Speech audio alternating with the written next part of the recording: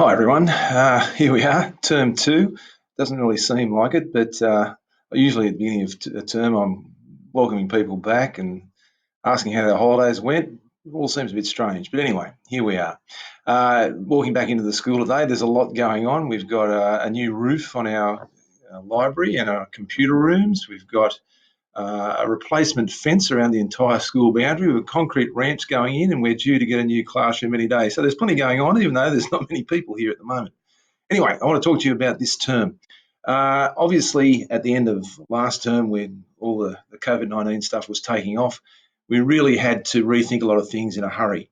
And basically, by the end of term, we were down to about 5% of our students actually attending school, and they were students who came from families whose mum and dad were perhaps essential workers, or their parents had no other way of catering for them while they had to go to work.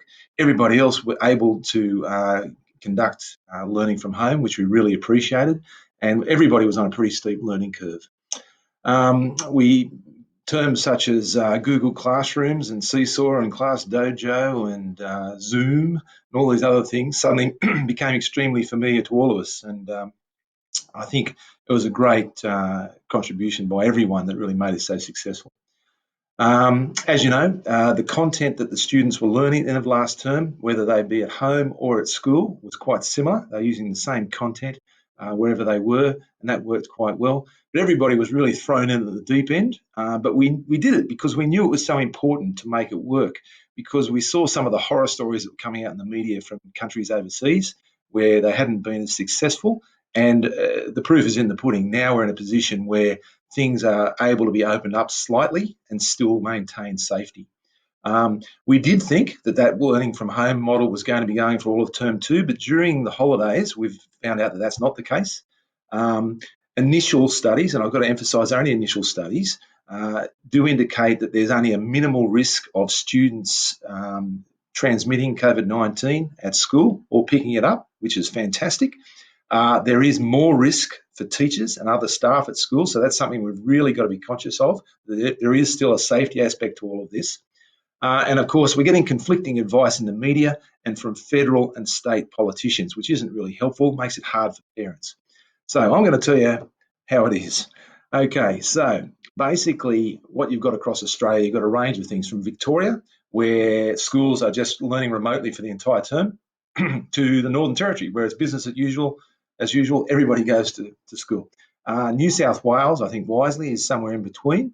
And we only listen to the New South Wales government. Don't listen to anyone else. They're the ones who run New South Wales public schools. And what they're saying is that this week, week one, and next week, week two, will continue on the same model as the end of last term, where only students of essential workers or where there's parents who can't make any other arrangements at all to come to school, everyone else to continue the homeschooling, and we'll keep up the content coming to you. So after that, week three, we're talking about allowing students to come to school for 1 day per week.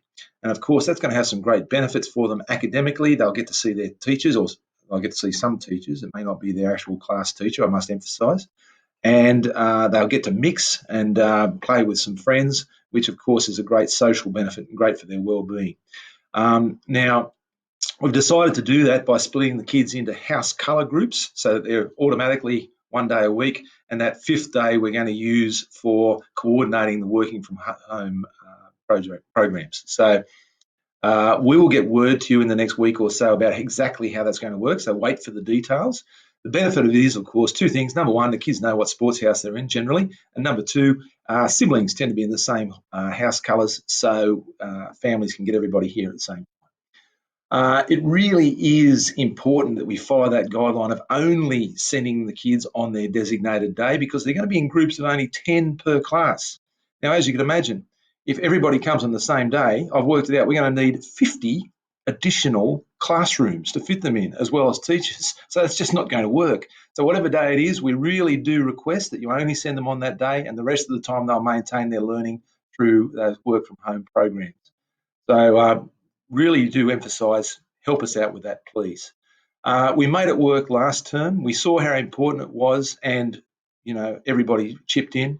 And if we do it properly, I think from week 3 to week 6, which is the designated time for that period to run. After week 6, it might increase again, and there'll be more news coming then. So anyway, there's the rundown. There'll be lots of information coming out in coming days. There's a newsletter on Wednesday. Please stick with it. Please help us out, and we'll make this term as successful as we can be and benefit your child both academically and socially. Thanks again. Bye-bye.